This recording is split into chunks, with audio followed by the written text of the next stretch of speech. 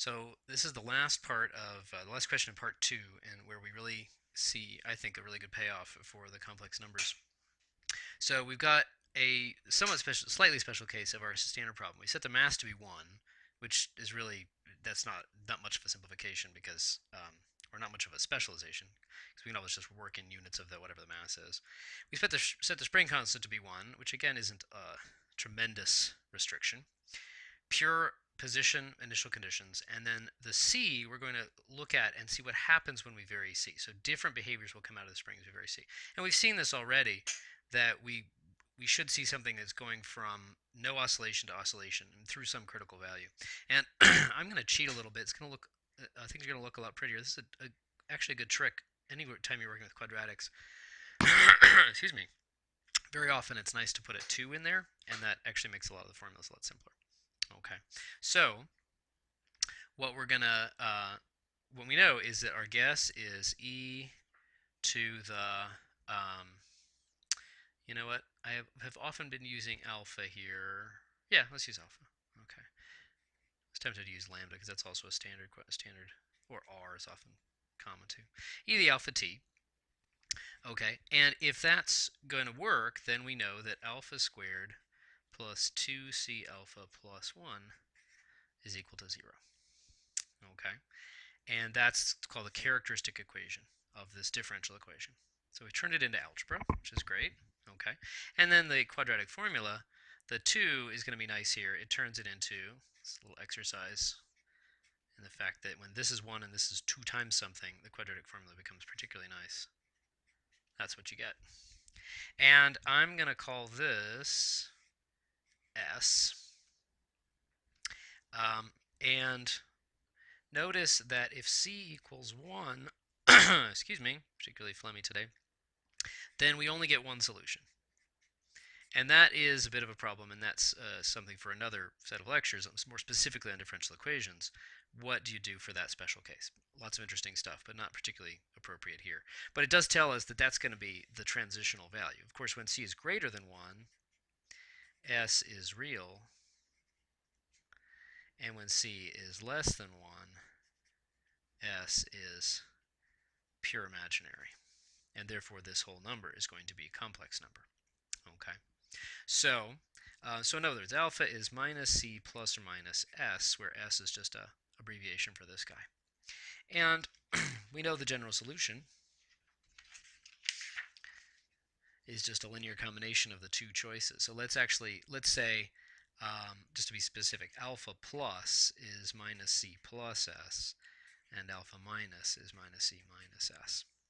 Okay, and let's look at that. I'm going to show you a little animation, but it's really important. This is going to be the complex plane. Here's minus C right here.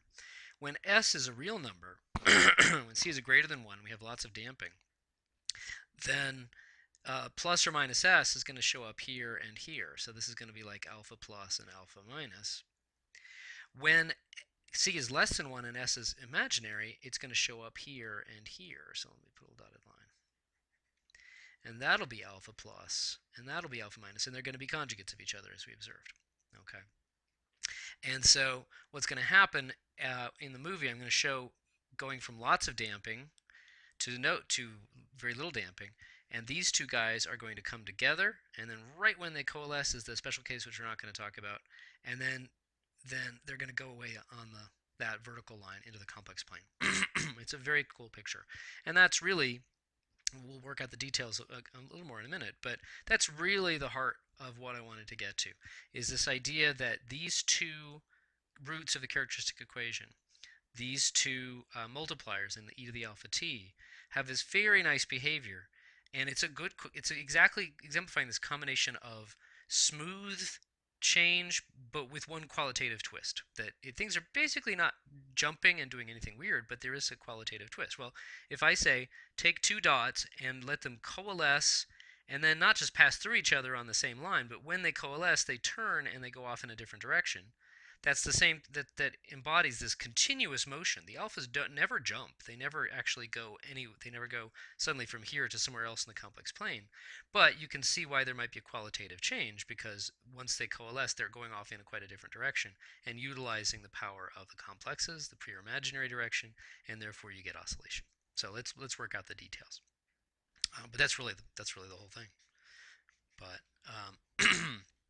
if you are working out the details yourself and you want to make sure you're doing it right, there's our full solution. And let's just look at y prime. It's going to be a alpha plus e to the alpha plus t plus b alpha minus e to the alpha minus t. Okay, so excuse me. So 1 is supposed to be y of 0, which is a plus b, and 0 is supposed to be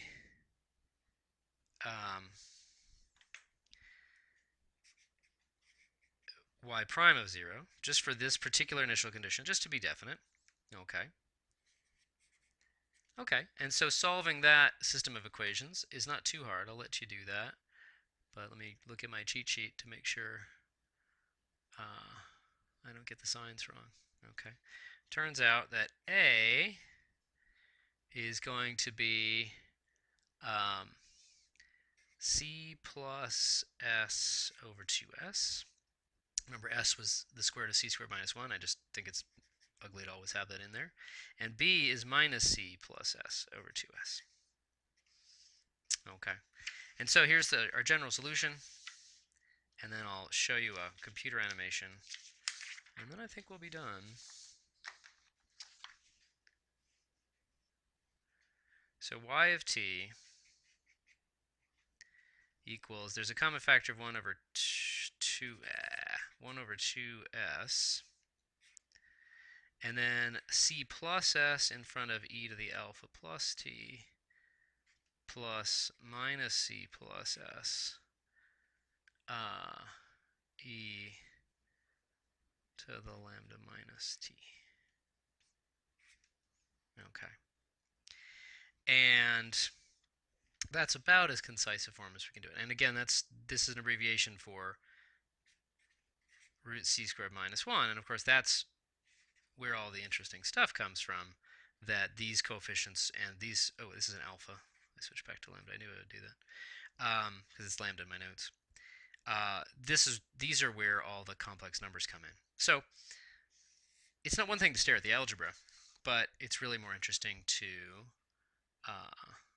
look at, let's see, let me get the animation going here. So we got a little MATLAB animation.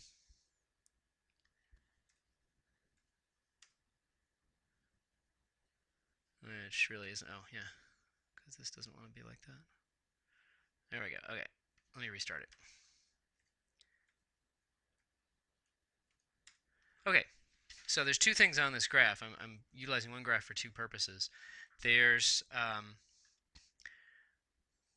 I'm dialing down C from a high value through 1 to 0, and then back again. So here, I've gone from low damping back to high damping. So let me show you the movie again.